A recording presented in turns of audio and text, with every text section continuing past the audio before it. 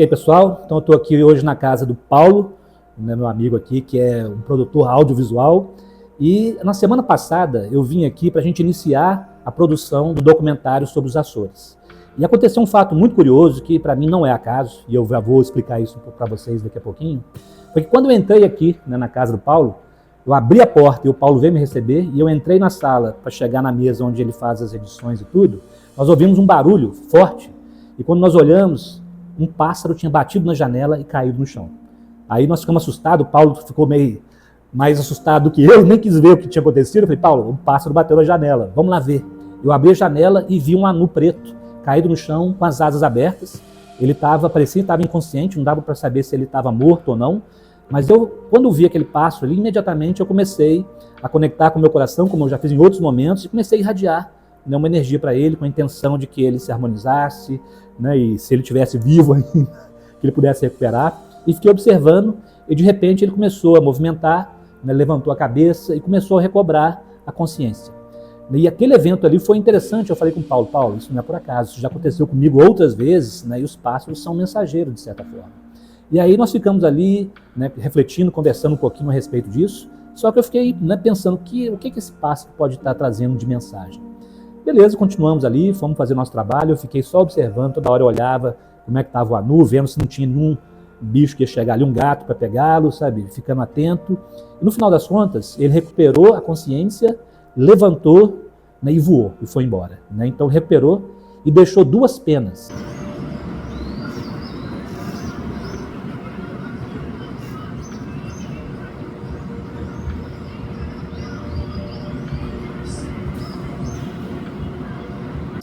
Né? E quando um pássaro deixa suas penas, para mim também é um símbolo importante. Né? Duas peninhas pretas estavam ali no chão. Ok, fomos fazer nosso trabalho, começamos a fazer, né, a ter as ideias sobre o documentário dos Açores, e de repente nós paramos, fomos tomar um café na cozinha do Paulo, e ali tem uma janela, e quando nós olhamos pela janela, o que nós vimos? Nós vimos um gavião no galho de uma árvore, quietinho, né? E eu tenho até a foto desse gavião. E ele estava ali, eu falei, Paulo, olha só, o pássaro de novo. Então, os pássaros, eles trazem mensagens, eles são importantes. E aí ficou aquela sentimento, aquela sensação em nós dois de que alguma mensagem importante estava presente ali. Né? Ok. E aí nós continuamos fazendo, né, o documentário, e aquela experiência ficou ali, refletimos um pouquinho sobre ela, mas, digamos assim, que os elementos, os insights vêm depois. Bom, atualmente eu estou lendo um livro, né, que fala sobre a teurgia. Então quem já conhece um pouco das minhas histórias sabe da minha relação com a teurgia, né, que é uma escola, digamos assim, filosófica e espiritual relacionada com os neoplatônicos, né, que existiram lá no século II, III depois de Cristo, que tem na figura de Jâmblico e Próclo os seus principais expoentes. E a teurgia era uma prática que visava a levar o teurgista de volta para a unidade. Então era uma maneira de se comunicar também com os deuses, os teurgistas, né? O próprio nome teurgia significa tel-urgos. Tel é Deus, urgos o trabalho. Então o teurgista ou teurgo é aquele que realiza o trabalho dos deuses. Então uma parte fundamental da filosofia teúrgica é que o teurgista fizesse práticas de purificação e práticas rituais que o abrissem para poder receber a informação que vinha dos deuses ou da divindade ou do uno. Porque na visão teúrgica, a unidade é uma filosofia monista. Apesar de vários deuses fazerem parte da tradição teúrgica, eles acreditavam que todos os deuses, eles provêm do um. Então, todos eles são aspectos da mesma unidade. Então, de certa forma, a prática teúrgica consiste em práticas e estar atento para poder receber a orientação dos deuses e realizar o trabalho divino na Terra, para que ele possa retornar à unidade e também manifestar a vontade divina no planeta. Então, estou dando essa introdução rápida, porque eu tenho essa relação com a teurgia, e recentemente eu comprei um livro, né, de 2024 de um grande estudioso da teurgia, que é o Gregory Short. E o título do livro é O Tantra Helênico, o platonismo teúrgico de Jâmblico. Né? Então essa é a capa do livro. Depois a gente põe uma foto. Tá? Uhum. E eu estou lendo, né, e hoje eu cheguei no seguinte capítulo, que eu vou ler aqui para vocês. Olha que curioso.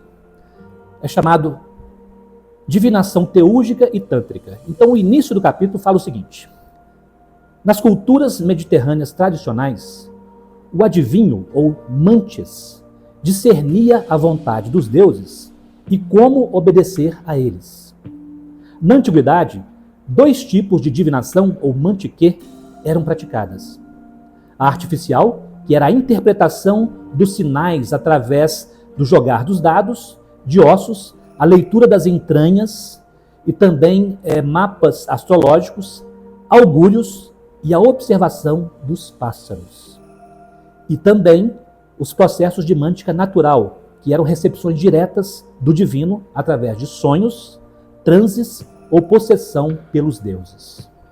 Bom, então, tendo trazido esse contexto, da importância da leitura da linguagem divina expressada na natureza, como os teurgistas faziam, e mais especificamente os pássaros, então eu queria fazer agora uma leitura desse evento que aconteceu aqui na casa do Paulo, quando nós iniciávamos o nosso documentário sobre os Açores. Então eu vou começar primeiro trazendo uma informação do documentário dos Açores, que foi o que nós decidimos naquele dia. Como é que nós iniciaríamos o documentário? E nós trouxemos uma mensagem do Cryon chamada O Relógio Iluminado, onde ele fala do relógio iluminado como sendo engrenagens pequenas e grandes que fazem parte de algo muito maior, falando do microcosmo e do macrocosmo, tanto de situações pessoais quanto coletivas e mais, ciclos de tempo, pequenos ciclos de tempo dentro de ciclos de tempo maiores. Então, essa metáfora das engrenagens serve para essa expansão de consciência, mostrando como existem os microcosmo e o macrocosmo, basicamente isso. Então, eu queria chamar a atenção para essa experiência. Então, o pássaro batendo na janela. Curiosamente, dentro do documentário dos Açores, um tema que o Cryon trouxe repetidamente em várias mensagens foi a respeito do muro. E o muro é uma metáfora que o Cryon usa para falar sobre a prática da meditação. Quando a pessoa medita, ele expande a consciência, mas ele sempre chega num muro que não permite ele ir além. Assim como o pássaro chocou-se contra uma barreira que ele não via, não percebia, isso deixou atordoado, nós podemos entender também a consciência humana como alcançando uma certa barreira, um muro, onde ela não supera. Nós estamos no momento de superação, de superar esses limites. Então, voltando para a leitura divina através dos augúrios aqui dos pássaros. Então, o Anu caiu e ficou atordoado. Do ponto de vista pessoal, eu vou trazer essa metáfora para minha vida pessoal. Desde o início da pandemia, eu tenho entrado num processo também de me sentir ferido pelo contato com conteúdos internos, medos, apreensões, uma série de coisas que eu não vou entrar em detalhes, mas que representa isso. E eu tenho ficado como esse Anu, mais quietinho, atordoado, antes de poder voar. E eu acredito que isso vale também para uma engrenagem maior, que é a própria consciência coletiva da humanidade. Acho que desde o início da pandemia, todos nós entramos num processo de tomar consciência de algo, uma ferida, algo que não nos permite ir além da nossa condição atual. Nós temos estado nesse estado por algum tempo. E assim como o Anu, há um momento onde há uma recuperação, e depois dessa recuperação ele voa. Então isso para mim representa o momento que eu estou vivendo. Inclusive, curiosamente, eu estou com o meu braço ferido. Isso começou no início da pandemia também, no meio da pandemia, 2020, 2021, onde eu levei um tombo de bicicleta e continuo no processo. E esse ano eu sinto que é quando eu vou fazer a cura dessa ferida. Então eu estou chamando a atenção para isso. E o outro elemento é o outro pássaro, como se houvesse ali escondido, quando nós fomos para um outro ambiente, existia lá um outro potencial que é o falcão ou o gavião. Então o gavião é uma ave de rapina que pode representar tanto a águia ou o falcão. Por exemplo, Horus, na tradição egípcia, é um falcão, e ele tem uma importância muito grande. Na tradição grega, por exemplo, a águia é um símbolo de Zeus. São deuses que têm essa perspectiva maior. Então, podemos entender também como nosso próprio eu superior, a visão em perspectiva da nossa alma. E ele estava quietinho na árvore, meio que num estado potencial, esperando voar. Então, para mim, a leitura é que depois deste ciclo da ave ferida e a recuperação de ter batido contra esse muro invisível, que é o limite da nossa consciência, nós podemos superar esse limite e então esse potencial que está ali só aguardando a humanidade tomar consciência dele, então vai alçar voo e vai representar a expansão da consciência da humanidade e a superação dessa barreira invisível que é na falta de consciência que nós ainda temos como seres humanos. Bom, então essa é a interpretação que eu faço agora, nesse momento, e como toda arte mântica, a leitura vai ficando mais clara à medida que nós vamos expandindo a consciência e outros elementos chegam.